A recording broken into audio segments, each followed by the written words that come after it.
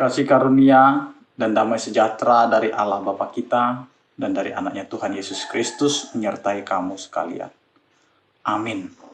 Bapak, Ibu, dan saudara-saudara yang dikasihi oleh Tuhan kita Yesus Kristus, mengawali aktivitas kita hari ini, marilah kita mendengarkan firman Tuhan yang tertulis di dalam Roma 15 ayat yang pertama. Demikianlah dikatakan, kita yang kuat wajib menanggung kelemahan orang yang tidak kuat, dan jangan kita mencari kesenangan kita sendiri. Demikian firman Tuhan.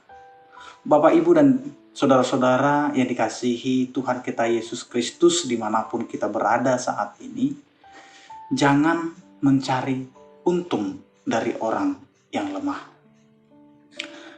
Kita sebagai manusia hendaklah memiliki sikap yang bertanggung jawab untuk memberi atau mencari kesenangan bagi sesama kita manusia.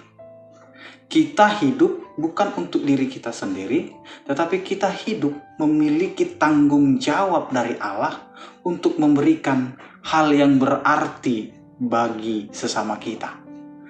Karena Yesus sendiri rela menderita untuk memberikan keselamatan, untuk memberikan kesenangan kepada kita umatnya, yang adalah orang berdosa, orang yang bersalah, agar kita menjadi percaya kepada Tuhan.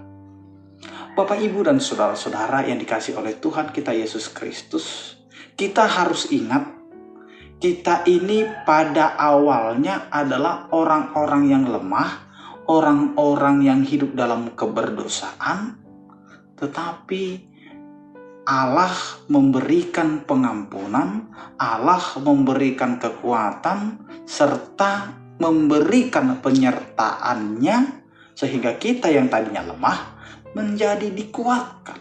Yang tadinya kita berdosa menjadi dilayakkan, sehingga kita diberikan tanggung jawab agar kita wajib menjadi orang yang mau menanggung kelemahan orang yang tidak kuat. Karena kita sudah dikuatkan, karena kita sudah dilayakkan, maka kita memiliki tanggung jawab untuk memberikan diri kita sebagai orang-orang yang mau menanggung kelemahan orang lain. Jika aku diberkati, maka aku harus menjadi berkat bagi orang lain. Bapak, Ibu, dan saudara-saudara yang dikasihi oleh Tuhan kita Yesus Kristus, Allah hadir kepada kehidupan kita adalah untuk menyatakan dirinya melalui hidup kita bahwa Allah ada menyertai kita. Dan inilah yang menjadi dasar ketika kita diberikan tanggung jawab untuk memberikan kesenangan kepada orang lain, agar Allah dapat dirasakan kehadirannya melalui kehidupan kita orang-orang yang percaya, supaya Allah dapat dirasakan kehadirannya bahwa Allah itu ada bagi orang-orang yang lemah. Bapak, Ibu, dan saudara-saudara, terkadang kita mencari keuntungan dari kelemahan orang lain, di mana zaman ini memakai itu. Karena ketika kita melakukan tindakan sosial, tindakan belas kasihan, kita bukan menyatakan bahwa Allah hadir dalam penyertaan dan belas kasihan itu, tetapi kita memberikan sesuatu pertolongan, memberikan suatu tanggung jawab, tetapi agar kita dipuji, agar kita kelihatan kita telah membantu orang lain. Apa yang terjadi saat ini? Ketika orang memberikan bantuan, dia harus dipoto, dia harus selfie, dia harus ditunjukkan bahwa dia sudah melakukan tindakan sosial. Pernahkah kita membayangkan jika kita dalam posisi orang yang menerima bantuan, orang yang menerima sesuatu itu karena dia dalam kelemahan? Sehingga banyak orang yang memakai kelemahan orang untuk mencari keuntungan pribadi. Disinilah firman Tuhan menyapa kita.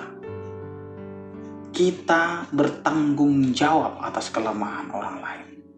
Dan jangan pernah mencari keuntungan dari kelemahan orang lain itu.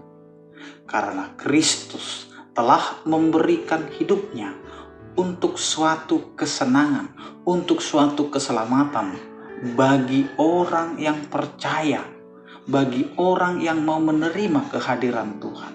Karena kita sudah ditanggung kelemahan kita oleh Kristus, maka kita sebagai umat dan pengikut Kristus, berikan hatimu, berikan hidupmu, berikan pikiranmu untuk memperhatikan, untuk memberikan tanggungan kepada orang-orang yang lemah, yang membutuhkan kehadiran kita, agar penyataan Allah dapat dirasakan di setiap kehidupan orang-orang yang hidup di dalam kelemahan.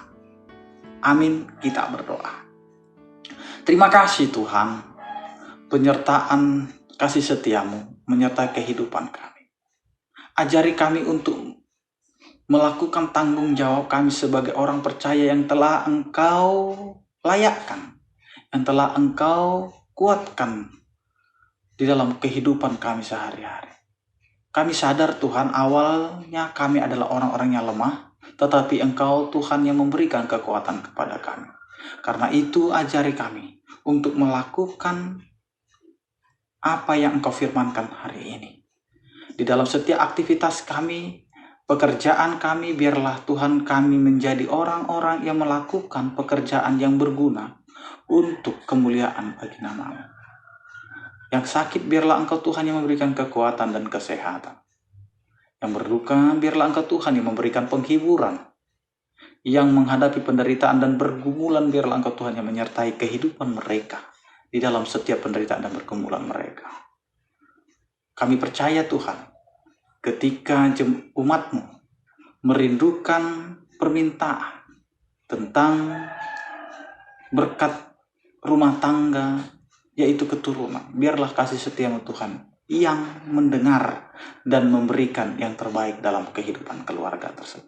Terpujilah Engkau ya Tuhan di dalam nama anak-Mu Tuhan Yesus Kristus, Juru Selamat kami. Anugerah Tuhan kita Yesus Kristus, kasih setia daripada Allah Bapa dan persekutuan Roh Kudus itulah yang menyertai kamu sekalian.